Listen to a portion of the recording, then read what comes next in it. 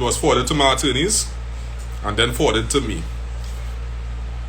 That is usual. That is nothing out of the blues. They always do that. They'll send the detention order the day before they had to appear in court. Then most likely they'll send it in the evening. I don't know why they always do that. They'll send the detention order in the evening for you to appear in court the next morning.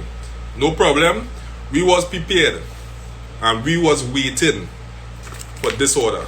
We was waiting because we would have had 90 days to prepare and wait for this order.